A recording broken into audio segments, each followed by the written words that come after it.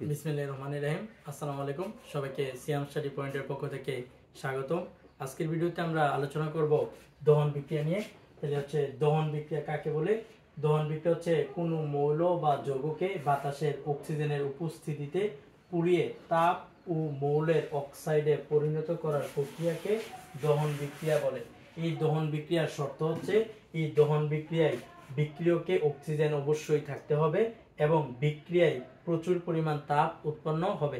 তাহলে চলো আমরা শুরু করি একটা উদাহরণের মাধ্যমে। তাহলে প্রথমে আমরা লিখছি ম্যাগনেসিয়াম প্লাস অক্সিজেন। তাহলে এখানে এই ম্যাগনেসিয়াম আর অক্সিজেন হচ্ছে বিক্রিয়ক আর এটা হচ্ছে উৎপাদ। তাহলে বিক্রিয়কে আমার এখানে অক্সিজেন আছে। তাহলে এই ম্যাগনেসিয়াম ও অক্সিজেনের বিক্রিয়ায় উৎপন্ন হবে ম্যাগনেসিয়াম অক্সাইড প্লাস তাপ। তাহলে আমাদের সংজ্ঞায় বলে দেওয়া ছিল যে তাপ ও মৌলের অক্সাইডে পরিণত হবে। তাহলে এখানে ম্যাগনেসিয়াম অক্সাইডে পরিণত হয়েছে। তাহলে এই বিক্রিয়াটি হচ্ছে একটা দহন বিক্রিয়া। অপরদিকে এই সালফার প্লাস অক্সিজেন, এটা হচ্ছে আরেকটা সালফার আর অক্সিজেন। তাহলে এখানে সালফার হচ্ছে অক্সিজেনের সাথে বিক্রিয়া করেছে। তাহলে বিক্রিয়া করে সালফার ডাই অক্সাইড এবং তাপ উৎপন্ন করেছে, তাই এটা একটা দহন বিক্রিয়া। এরপর হচ্ছে মিথেন প্লাস অক্সিজেন। এই বিক্রিয়ায় এখানে অক্সিজেন আছে। এই মিথেন আর অক্সিজেনের বিক্রিয়ায় উৎপন্ন হবে কার্বন ডাই অক্সাইড প্লাস পানি প্লাস তাপ।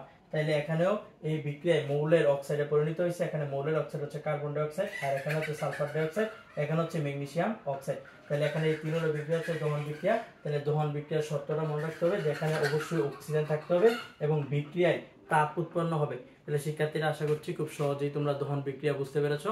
পরবর্তী ভিডিও দেখার আমন্ত্রণ জানিয়ে আজকের মতো এখানেই শেষ করছি। সবাই ভালো থাকো, সুস্থ থাকো, সিয়াম স্টাডি পয়েন্টের সাথেই থাকো। আল্লাহ হাফেজ।